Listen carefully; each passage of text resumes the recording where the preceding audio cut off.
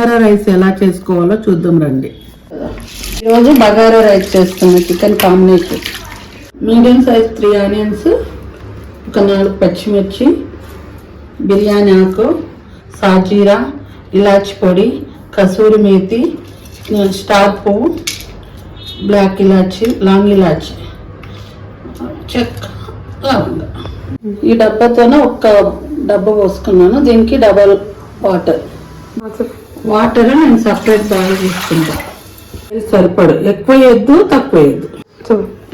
నెయ్యి 1 స్పూన్, తర్వాత మళ్ళీ వేస్తా ఇలాచి పొడి, అన్నీ చూపించిన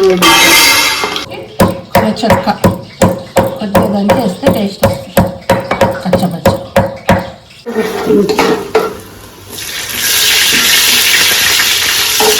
మంచిగా వేయాలి.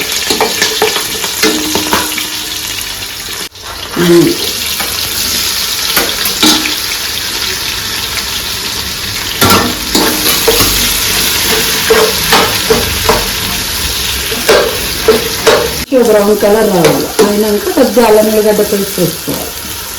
తగినంత సాల్ట్, మీకు తగినంత రావాలి. ఆనియన్స్, తర్వాత పుదీనా, అల్లం ఎల్లిగడ్డ, పుదీనా మంచిగా వేయాక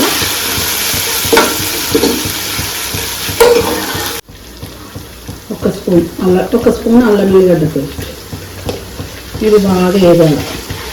కలర్ ఇట్లా వస్తే మంచి కలర్ వస్తుంది రైస్.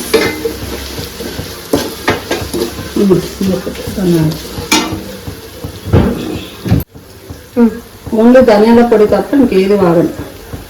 ధనియాల పొడి ఒక స్పూన్, చిన్న స్పూన్. ఇలా రావాలి కలర్.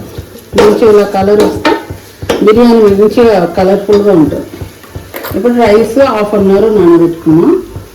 బాస్మతి రైస్ నేను ట్రై చేస్తాను.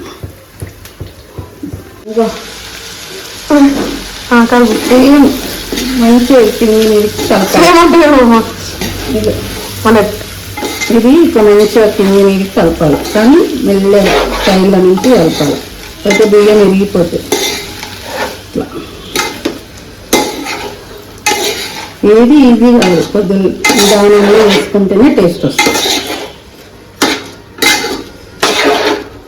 మనం గబగబా చేస్తే టేస్ట్ రాదు. ఇరిగిపోవడము, మెత్తగా అవ్వడము ఏదో అవుతుంది. మంచిగా కలిపేసి కాసేపు మళ్ళీ ఒక్కసారి కలిపితే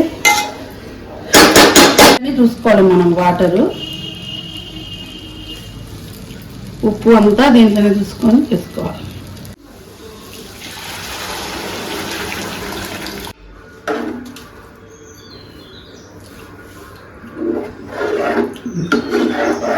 అంతే.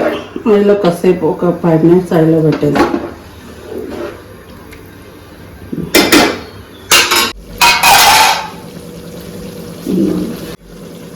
కొద్దిగా నెయ్యి వేద్దాం, 1 స్పూన్ పెట్టాక ఒక 10 నిమిషాలు అయితే మనకు రైస్ రెడీ అవుతుంది.